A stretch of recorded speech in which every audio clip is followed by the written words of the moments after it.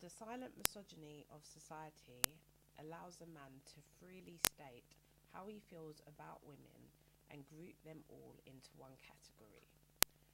I've heard many times a man say, the problem with women is X, Y, and Z.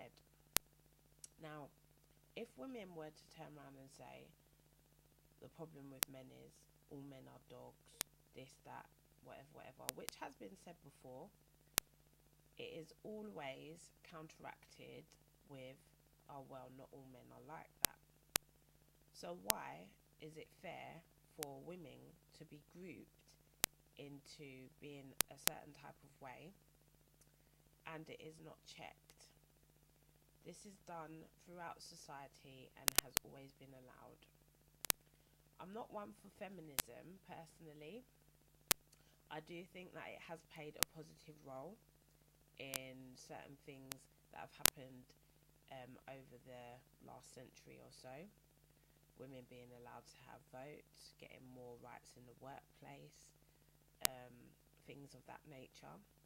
But I also think it has kind of had a negative effect as well, in terms of people now being expected to be doing exactly the same things. And I don't think men and women necessarily are meant to do the same things. And when I say meant to do the same things, they're probably meant to do similar things, but not exactly in the same way.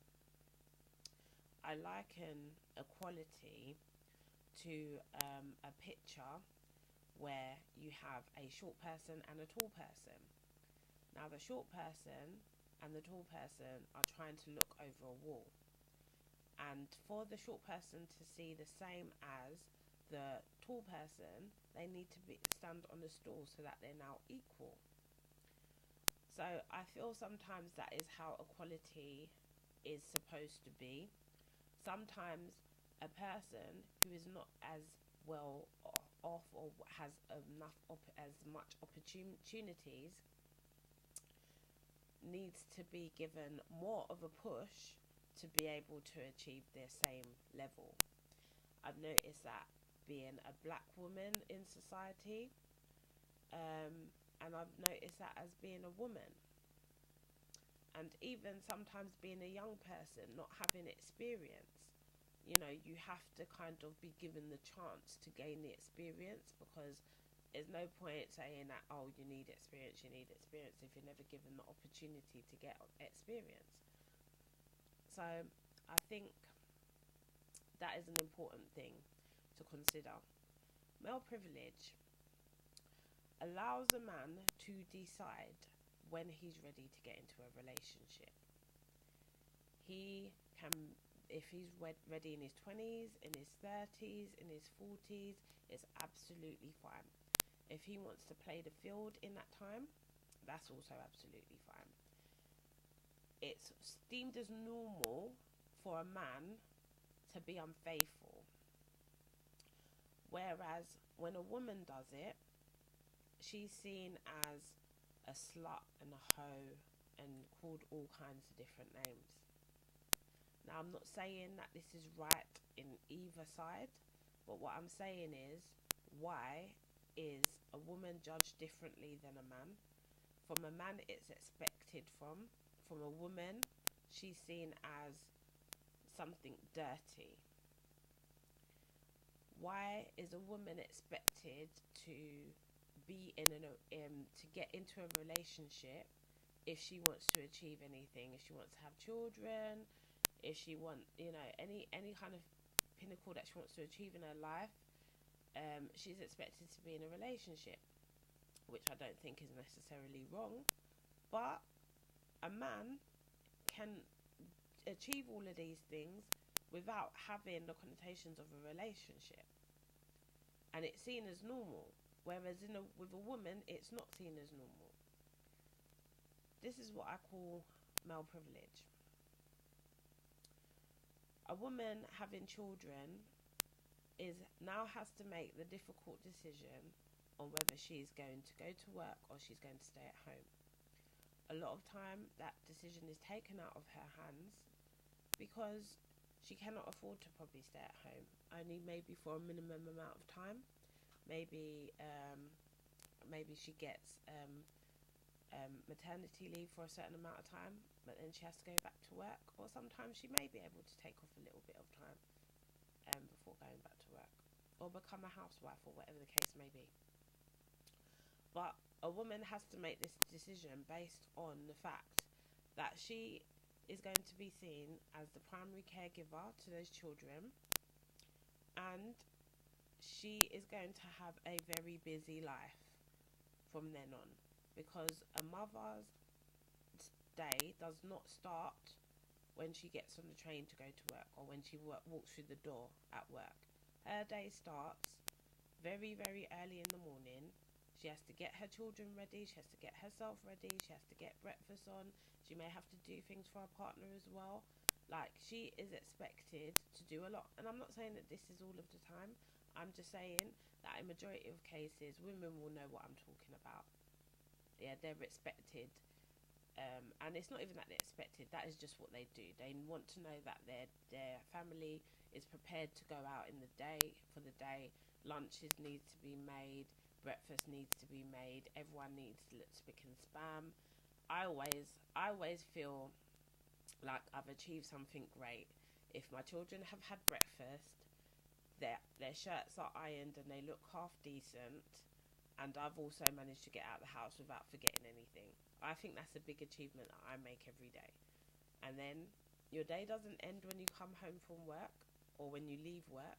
You also have to prepare dinner, you have to get your children ready, there may be homework to do, there may be all different types of things to do. So our days are very long, and sometimes we're made to kind of choose between what is the right thing to do, and sometimes we're made to feel a little bit bad about decisions that we make. I'm just looking at my phone because I actually wanted to get a quote that I downloaded the other day. Bear with me one moment. The obligation for working mothers is a very precise one. The feeling that one ought to work as if one did not have children, while raising one's children as if one did not have a job. This is by Annabelle Crabb, this quote was from. And it just kind of just stills up everything that I'm trying to say. Women are expected to be the pinnacle. Their job doesn't care that they've got a strenuous home life, and home doesn't care that they've got a strenuous work life. They've just got to get it together. And it's a very hard thing for women to deal with. And sometimes, it's not to say that men do not understand, but because they're not necessarily expected to have to deal with this, some do, and some people work out very good, they work out very good, things where they're working together to achieve things, and that's absolutely great. But for the majority of women, that is what we have to deal with. And we should just be, praised and appreciated for whatever we achieve. Even if we get it wrong a little bit sometimes, we're not all perfect. Women are also looked down upon for the way they dress. If they're showing too much skin, they're seen as a hoe and they're just trying to impress a man. If a man can dress any way he really wants, it's not looked down upon for a man to walk around with no shirt a lot of the time. If it's hot, or he's been running, doing exercise or whatever, it's not seen as something really bad to not be wearing a shirt or anything. Whereas with a woman now, everything that we wear is judged. The way we do our hair is judged. The way we wear our makeup is judged. Are we trying to be Like, being a black woman, am I trying to look too European with the way that I dress, or the way that I do my hair, or the way that I do my makeup? Am I wearing a foundation that's too light? Everyone can tell that I'm not wearing foundation, and I don't really wear foundation, very patchy skin. But if I did, I'll probably be judged for what type of foundation I was wearing. If you're a little bit on the heavy side, or you're a little bit on the skinny side, you're judged for that. And the thing of it is, sometimes it can even affect things like your career, or how you feel about yourself when you're going different places.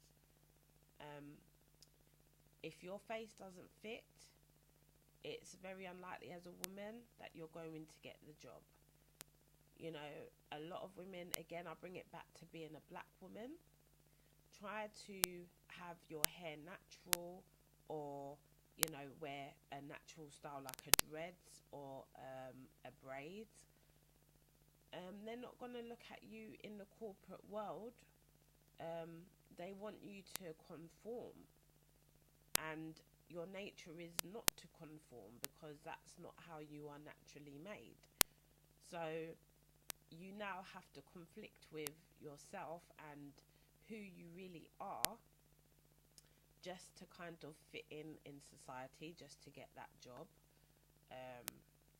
just to be who you are. A man, it doesn't matter. There's no description of a director of a company. You can be fat, you can be thin, you can be grey, you can be bald, you can be whatever it is. As long, it doesn't matter. It really is looked at what you can give to the company, whereas a woman is always judged about what she's doing and what she's wearing. Women can be great leaders, and they can be great authority figures. I mean, we are living in a country in the UK where we have a queen and we have a female prime minister. So it's not to say that women can't do the job, but it's almost like being an authoritative figure is like you're stepping out of your femininity. And there was a campaign a few years ago where a lot of the celebrities would say, they're not saying the B word, which is boss. Like, women are not seen that they can be the boss.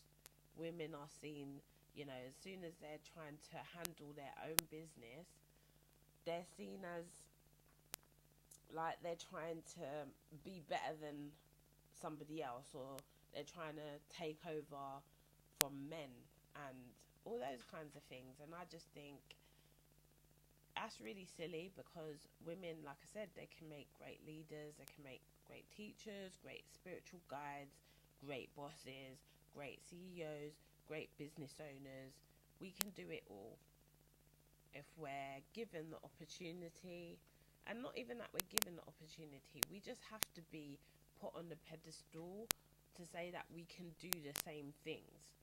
We might not be able to do it in the same way, or we might not want to do it in the same way, but that doesn't mean that it cannot be done. In my opinion, male privilege is the same as any other form of prejudice. It's the same as racism, homophobia, against religions. It's the same sort of thing. And if we are not going to address the misogynies in society, that isn't just coming from religion, and it's not just coming from being in a country where women are not allowed to drive and all those kinds of things. We're talking about in the Western society, where women are getting judged for being career-minded, just handling their business, independent woman. If you're an independent woman now, you're seen as like, oh, you think you're too nice and such forth. And I'm like, but hold on a minute. All these independent women they're looking after themselves, and a lot of times they're looking after children where there's not men around to look after them. Like, it's hard to actually be a person to look after yourself and become independent, and then to come out of that to kind of have your feminine nature as well.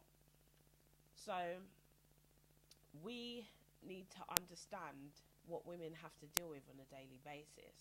We need to understand that the roles that women play are changing, and if men do not want women to be in control of them, then they also need to take back their power. Because if they're not going to be doing what they're supposed to be doing, then the women are going to have to take over their role as well. That's what we have always done. So it's no point you complaining about, oh, women, they think they're too independent and they're going out and getting jobs and they're making more money than the men. You need to keep up. You need to play your role as well. Yeah? And a lot of men are not doing that. Stop judging women for how they dress and how they look and how they wear their hair. Stop judging women for if they decide to go to work or if they decide to stay at home. Stop judging women for every decision that they make. Yeah. A lot of people criticize me for coming on social media and doing my interviews and giving my own thoughts on life. Why? Men can do it all the time. Why can I not have my say? I think what I've got to say is important. If you don't like it, just switch me off. It's as simple as that. You don't have to listen to me. I'm not shouting down your ears. I'm not knocking down your door. So, yeah. I love you guys. I love you all. I'm in my dad's studio today in London. So it's a different location. And I just thought that I would do this video to kind of just give my view on how I think things are going, and, you know, calling it male privilege and that. My name is Genevieve. This has been Genevision Media, and I'm just bringing you my perspective on male privilege. Please, could you subscribe to my channel? We're going to be having a lot of interviews coming up this month and obviously in the future. And we're going to be having some discussions and debates as well. So I just want to thank you for watching today, and I will speak to you soon.